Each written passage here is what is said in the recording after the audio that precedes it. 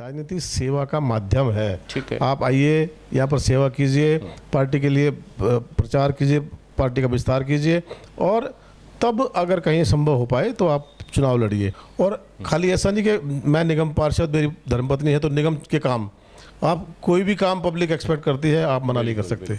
आपको प्रयत्न करना पड़ेगा उस काम को कराने का, चाहे वो विधायक का काम हो, चाहे सांसद का काम हो, चाहे मंत्री का काम हो। लोग हमारे साथ जुड़े हैं, जो हमारी जनता जनार्दन है, वो भी एक परिवार की तरह हो जाती है। और हमारी सोच इतनी विकसित हो जाती है कि हम शाम को अगर घर जाते हैं तो 10-20 लोगों का धन्यवाद हमें आए, उनका काम हम कर पाएँ, तो एक संतोष हमारे चेहरे पर झलकता है और हमें लगता है कि हमने परिवार का काम किया। अगर देखो, जो लोग शॉर्ट पीरियड के लिए राजनीति में आते हैं वो कुछ हासिल कर भी नहीं पाते। बहुत सारे लोग आए, बहुत सारे लोग चले गए। आज केजरीवाल जी 10 साल में पहले थे, आज 10 साल उन्होंने राजनीति की, आज लोग उनको गालियाँ बक रहे हैं। तो ये कोई राजनीति नहीं है। लगातार भारतीय जनता पार्टी विपक्ष में रही है, लेकिन जनता की सेवा में रत रही है, जनता की सेवा करती रही है। इसलिए आज भारतीय जनता पार्टी शिखर पर है। आज ज़्यादा से ज़्यादा राज्यों में हमारी सरकारें हैं, केंद्र में हमारी सरकार है, निगम में हमारी सरकार है। सफलता का केवल एक ही मूल मंत्र है, कड़ी मेहनत और अपने काम के प्रति निरंतरता, अपने काम के प्रति लगन, और कड़ी से कड़ी मेहनत, ज़्यादा से ज़्यादा समय अपने काम को दें, गंभीरता से अपने काम को लें, तो कोई ऐसा कारण ही नहीं है कि आप सफल ना हो। सबसे पहले मेरे जीवन में जो मेरे पिताजी की जो छाया है, वो बड़ा गहरा प्रभाव मुझ पर छोड़ा उन्होंने। और उनका एक ही सिद्धांत था कि बेटा किसी का बुरा मत करो, अगर किसी का भला कर सकते हो तो सहर्ष करो, अगर बुरा करने की सोचो भी तो उसको उस पर ठहर जाओ, सोचो, बहुत ज़रूरी हो तो करो, वरना किसी का बुरा करो ही मत। लेकिन अफसोस है कि बहुत सारी लोग अपना राजनीतिक लाभ देखते हैं और देश हित को पीछे छोड़ देते हैं। भारतीय जनता पार्टी का मूल मंत्र यही है कि पहले देश, उसके बाद पार्टी, उसके बाद मैं। नमस्कार, मैं अपने सभी चाहने वालों को, सभी दोस्तों को, भाई बहनों को ये अपील करता हूँ कि हमारे छोटे भाई आनंद कौशिक जी ने सफ़र से शिखर तक का एक कार्यक्रम शुरू किया है। आप सभी इसको प्रोत्साहित करें, इसको सोशल मीडिया पर और आगे बढ़ाएं, इसका प्रचार प्रसार करें और इसका आनंद लें। धन्यवाद।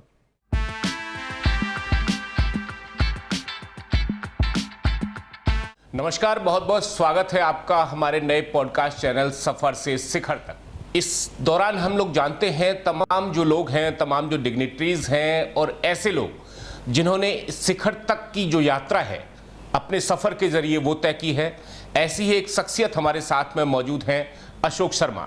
दिल्ली की जो मटियाला विधानसभा है, जो मटियाला इलाका है, वहाँ पे राज करते हैं। इनकी जो धर्मपत्नी हैं वो यहाँ से निगम पार्षद हैं, मटियाला वार्ड से, भारतीय जनता पार्टी के दिग्गज नेता हैं और एक बेहद सफल व्यवसायी हैं। अशोक साहब, बहुत बहुत स्वागत है आपका। धन्यवाद। अशोक जी, क्या कुछ कहेंगे अपनी जर्नी के बारे में? सफ़र कहाँ से आपका शुरू हुआ, आज कहें तो शिखर तक आप पहुँचे हैं, तो ये यात्रा जो है कितनी आसान रही, कितनी मुश्किल रही, और कितना लंबा जो सफ़र है आपने तय किया, क्या कुछ कठिनाइयाँ आई इस दौरान? आनंद जी, पहले तो मैं आपको ये बता दूं कि शिखर पर पहुंचना भी शेष है। बिल्कुल, ये शिखर नहीं है, और मुझे लगता नहीं कि अभी शिखर तक का सफ़र बहुत लंबा है जी। लेकिन मेरी राजनीतिक यात्रा की मैं बात करूं तो 1993 से भारतीय जनता पार्टी से जुड़ा और भारतीय जनता पार्टी की विचारधारा से प्रेरित होकर के पार्टी के साथ काम किया। और संगठन में रहते हुए छोटे मोटे अनेक पदों पर पहले काम किया, फिर लगातार राजनीतिक व्यक्तित्वों से जुड़ते रहे। माननीय साहब सिंह वर्मा, कृष्णलाल शर्मा जी, उसके बाद राजेश गहलोत, धर्मदेव सोलंकी, जगदीश मुखी जी, और उसके बाद अब कमलजीत सहरावत जी, प्रवेश वर्मा जी, बहुत सारे हमारे साथी इस यात्रा में हमारे साथ आए और उनके साथ काम करने का अनुभव भी प्राप्त हुआ और अब भी उनके साथ काम करने में बड़ा आनंद आ रहा है। तो मैं यही कहूँगा कि बहुत साधारण से परिवार से था। मेरे पिता एक अधिकारी थे बिजली विभाग में, लेकिन परिवार का जो कामकाज था वो कृषि पर आधारित था। मैंने स्वयं भी खेती बाड़ी का कार्य था। मैंने स्वयं भी खेती की है, ट्रैक्टर चलाया है, हल चलाया है, तो बहुत मेहनत की। उसके बाद मैं अपना निजी व्यवसाय था मेरा, मेरी फैक्ट्री थी गाँव में। बहुत कम अल्प आयु में मैंने फैक्ट्री शुरू की थी, 17 साल। हाँ, ये मटियाला गाँव में जब मैं 12वीं की पेपर मैंने दिए, उसके बाद मैंने प्लास्टिक का काम किया। प्लास्टिक दाने और प्लास्टिक बैग्स का। मतलब व्यवसाय की तरफ आपका शुरू से ध्यान था। जी 17 साल का था मैं तब मैंने अपना व्यवसाय प्रारंभ किया था और लगातार व्यवसाय में मैं सफलता भी प्राप्त करता गया और निरंतर सफलता की तरफ अग्रसर भी होता रहा। 91 में मेरी शादी हुई और अनुराधा जी से। उसके बाद 93 से मेरा रुझान सामाजिक क्षेत्र से राजनीतिक क्षेत्र की तरफ बढ़ा और भारतीय जनता पार्टी मैंने ज्वाइन की। उस वक्त हमारे ऐसे धर्मदेव सोलंकी जी ने विधानसभा का चुनाव लड़ा था। उनके चुनाव में जुड़े, उनके साथ रहे, उनको सपोर्ट किया और वो चुनाव जीत भी गए। उसके बाद राजेश गहलोत जी हमारे यहाँ से निगम का चुनाव लड़े। हालांकि वो मेरे बाद पार्टी में आए थे, लेकिन जब से वो आए हमारा पारिवारिक संबंध पहले से ही था, तो उनके साथ जुड़कर और पार्टी में तीव्र गति से काम किया और 97 में वो यहाँ से पार्षद चुने गए। उससे पहले KL शर्मा जी 96 में सांसद चुने गए। पूरी टीम हमारी बन गई थी। तो भारतीय जनता पार्टी में इनके साथ काम करते रहे। कभी भी राजनीतिक जीवन में उस टाइम चुनाव लड़ने की इच्छा नहीं थी, केवल पार्टी संगठन के लिए, उसके विस्तार के लिए काम किया और यही इच्छा थी कि पार्टी आगे बढ़े और शिखर तक पहुँचे। बस ऐसे ही करते करते मन में कामना भी हो जाती है और पहला चुनाव में 2016 में लड़ पाया। वो भी उपचुनाव था। और मटियाला वार्ड से। उस टाइम दिल्ली का सबसे बड़ा वार्ड था मटियाला। 1,35,000 वोट थी, जबकि द्वारका A, द्वारका B और मटियाला तीनों को मिलाकर एक वार्ड बनता था। हालांकि केजरीवाल जी की हवा थी, 2015 में आंधी आई थी और 2016 में भी हम उपचुनाव में 13 में से 3 सीट जीत पाए। और उसके कुछ विशेष कारण भी रहे, लेकिन असली बात ये थी कि केजरीवाल जी नए नए आए थे और जनता उनका एक वेव था। उसके बाद अभी 2022 में हमारी ये सीट लेडीज़ होगी, तो मैंने पार्टी से अनुरोध किया कि मैंने इस सीट पर बहुत काम किया है, तो अगर आप ठीक समझे तो मेरी पत्नी को यहाँ से चुनाव लड़ा दिया जाए। बिल्कुल। मेरी पत्नी जो एक अपना निजी विद्यालय चलाती हैं और उस स्कूल की प्रिंसिपल हैं, तो पार्टी ने शहर से मेरे प्रस्ताव को स्वीकार किया और अनुराधा जी को चुनाव में उतारा और हम यहाँ से सफल रहे और पार्टी के सभी कार्यकर्ताओं ने एकजुट होकर काम किया और इस सीट को पुनः हम जीतने में कामयाब रहे। अशोक जी, अगर मैं बात करूं, जिस तरह से आपने बताया कि आपके जो फादर साहब थे गवर्नमेंट जॉब में थे और लगातार जो है पब्लिक के सर्वेंट रहे, लगातार सेवा करते रहे, तो ऐसे जो माहौल होता है फैमिलीज़ का, वहाँ ज़्यादातर लोग जो गवर्नमेंट सर्विस है उसकी तरफ बहुत ज़्यादा ध्यान देते हैं। तो ऐसे में आपने जो समाज सेवा का रास्ता चुना, जो व्यवसाय का रास्ता जो आपने चुना, तो ये सोच कहाँ से विकसित हुई कि नहीं मुझे जॉब में नहीं जाना, अपना व्यवसाय करना है, उसके बाद समाज सेवा में जाना है? देखिए, जब फादर साहब सरकारी नौकरी में थे उस टाइम सरकारी नौकरियों में सैलरी बहुत कम थी। ठीक है। और हमारा क्योंकि हमारे पास कृषि योग्य भूमि भी थी यहाँ काफ़ी और किराए का साधन भी हमारे पास था, क्योंकि गांव में फैक्ट्रियाँ तब तक आ चुकी थी। और तो फादर साहब ने ये कहा कि भाई सरकारी नौकरी करके गुजारा नहीं है, क्योंकि उस टाइम सैलरी बहुत कम थी और रेस्ट्रिक्शन बहुत ज़्यादा थी, पूछताछ बहुत ज़्यादा थी, इसलिए अपना निजी व्यवसाय अगर हाँ, तो मैंने उनसे प्रेरणा लेकर के उनका आशीर्वाद लिया और 1984 में मैंने अपनी पहली फैक्ट्री लगाई, जब मैं मात्र 17 साल का था। राजनीति के बारे में बताएं। राजनीति जो है वो कितना मुश्किल टास्क है। आम जो लोग हैं आमतौर पे वो राजनीति में नहीं दिखते।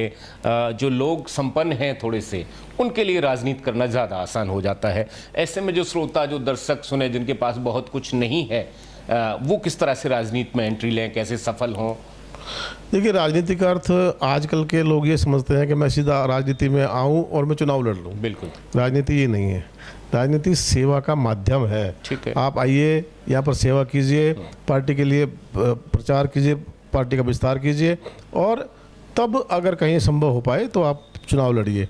लेकिन आजकल बहुत लोगों में टेम्परामेंट की कमी है और लोग सोचते हैं कि हम सीधा आएँ और 2 साल पार्टी में काम करें और चुनाव लड़ जाएं।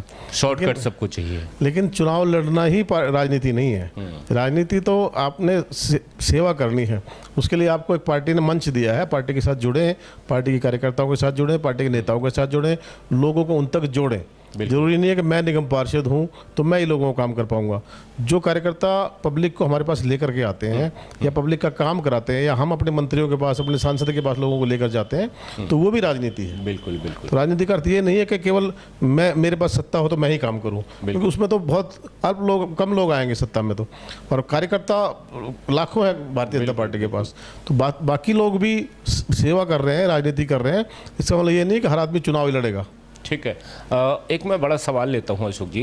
आमतौर पे देखा जाता है कि जो राजनेता होते हैं, जो समाज सेवक होते हैं, और ख़ास तौर पे आप तो इलेक्टेड हैं, चूँकि आपकी धर्मपत्नी निगम पार्षद हैं, ऐसे में फ़ोन कॉल्स लगातार लोगों के आते हैं। 24 घंटे फ़ोन बजता है।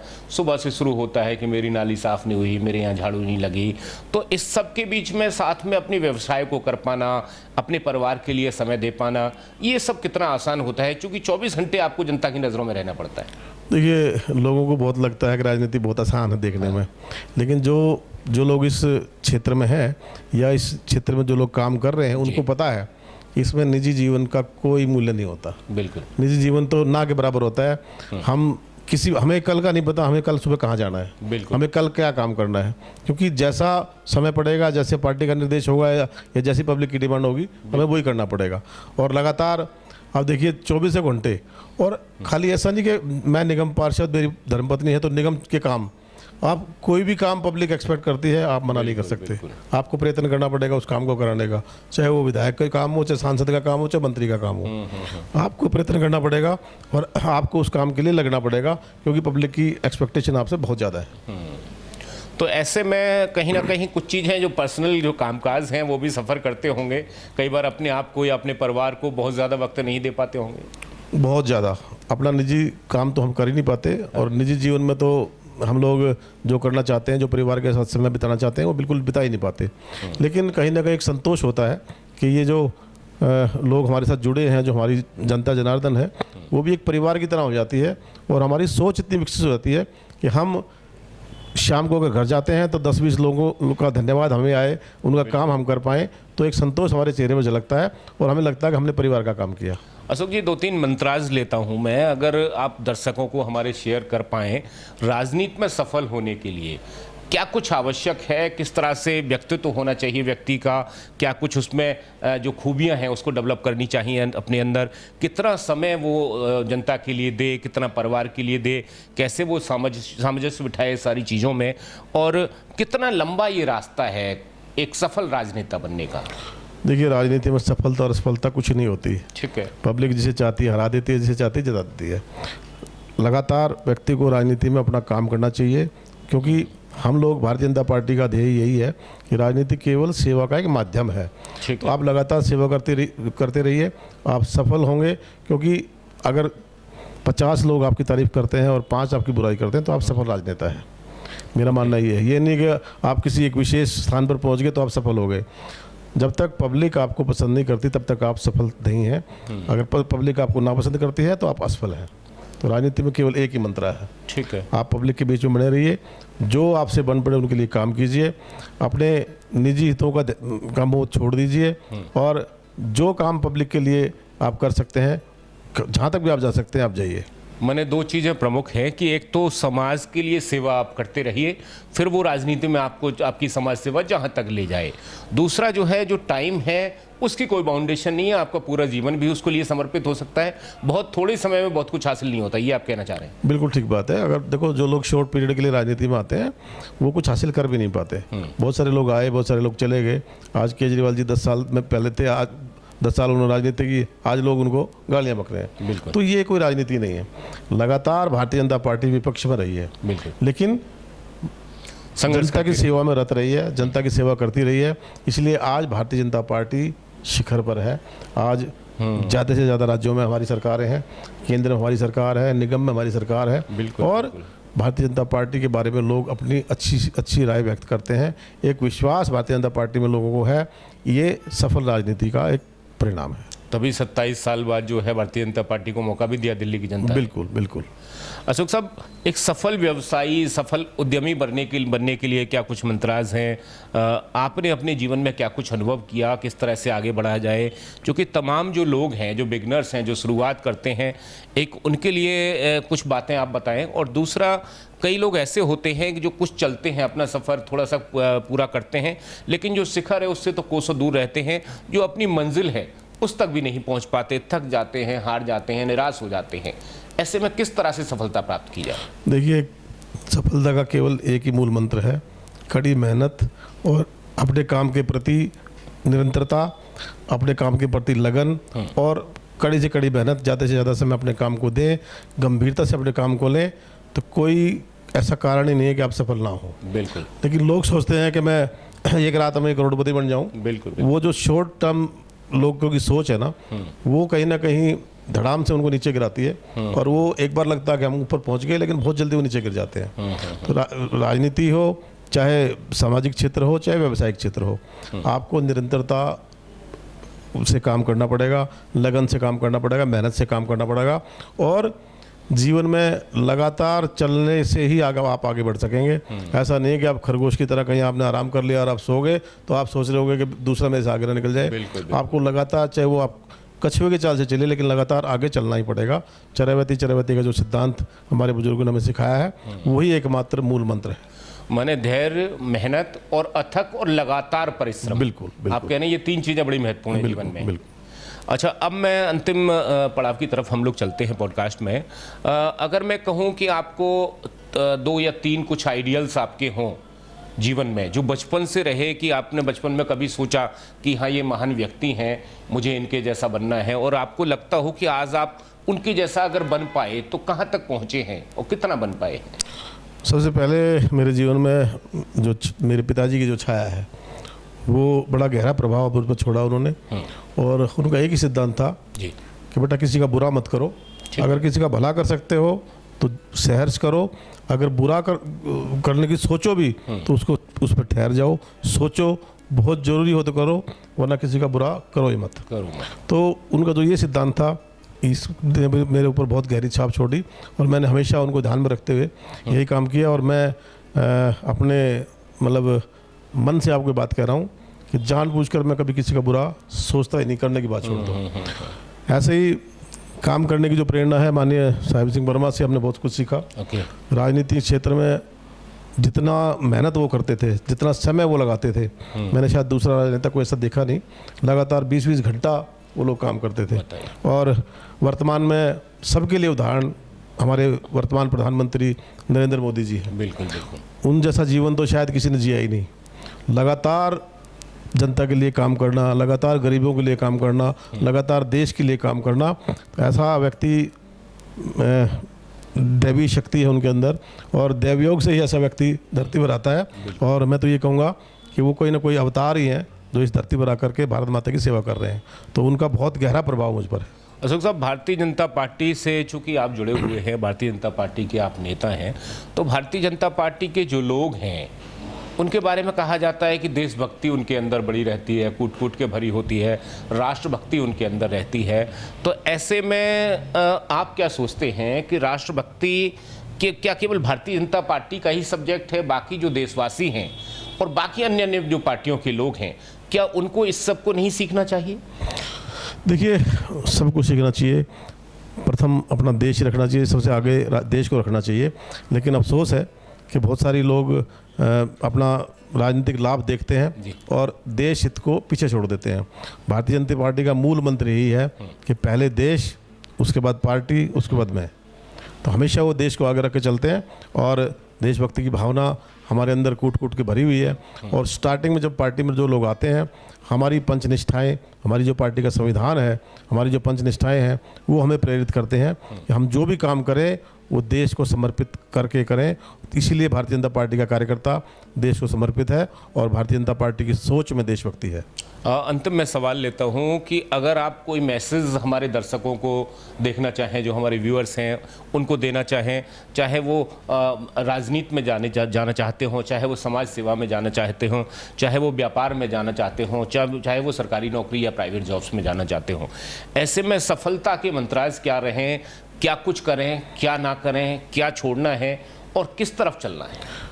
मैं अपने जो आने वाली पीढ़ी है या जो मेरे छोटे भाई बहन हैं जो राजनीति में या व्यवसाय में आना चाहते हैं, उनको यही मूल मंत्र देना चाहूँगा कि लगातार अपना कड़ी मेहनत के साथ, लगन के साथ, निरंतरता के साथ अपना काम करते रहें। जिस क्षेत्र में भी आप जाना चाहते हैं, अगर राजनीति में आप जाना चाहते हैं तो राजनीतिक क्षेत्र में काम करिए, पार्टी की विचारधारा से जुड़िए, लोगों की सेवा कीजिए, जो पार्टी का मूल मंत्र है उसके अनुरूप काम कीजिए और परिणाम ईश्वर पर छोड़ दीजिए। क्योंकि हमारे धर्म ग्रंथों में भी कहा गया है कि 6 चीज़ें ईश्वर के पास हैं, उन पर हमारा कोई बस नहीं है। इसलिए परिणाम को हमेशा ईश्वर पर छोड़ देना चाहिए और सच्ची लगन से, मेहनत से, निष्ठा से अपना काम करते रहना चाहिए। बाकी परिणाम जो भी हो वो अनुकूल ही होगा। अगर आपकी निष्ठा होगी, आपकी सच्ची लगन होगी, हम मेहनत से काम करेंगे तो निश्चित रूप से परिणाम भी अनुकूल होगा। बहुत बहुत धन्यवाद आपका। बहुत बहुत धन्यवाद। अशोक शर्मा, भारतीय जनता पार्टी के दिग्गज नेता, साथ में सफल व्यवसायी, सफल उद्यमी, आपको बताते हुए कि जो मंत्राज हैं सफलता के वो बड़े सिंपल हैं। आप लगातार धैर्य बनाए रखें, लगातार आपका जो सफ़र है उसको जारी रखें और शिखर तक पहुंचने के लिए अथक जो परिश्रम है वो लगातार आप करते रहें, फिर चाहे क्षेत्र कोई भी हो। इन सभी चीज़ों की जो आवश्यकता है ये हमेशा आपको पड़ेगी। परिणाम की चिंता ना करें, एक बार गिरें फिर दोबारा चलें, दोबारा गिरें फिर तिबारा चलें। यकीन मानें कि आप फिर बार बार नहीं गिरेंगे और सफलता का जो शिखर है उस तक आप अवश्य पहुंचेंगे। आप बने रहिए हमारे साथ और अगले जो अंक हैं पॉडकास्ट के उनमें हम आपको दिखाएंगे अन्य जो तमाम शख्सियत हैं उनसे मिलवाएंगे और देखेंगे उनके क्या विचार हैं। चैनल पर आप बने रहें, वीडियो को लगातार देखते रहें और चैनल को सब्सक्राइब करना ना भूलें। साथ में बेल आइकन दबा दें ताकि जो सबसे पहले वीडियोस जो आएँ वो आप तक सीधे पहुंच सकें। नमस्कार।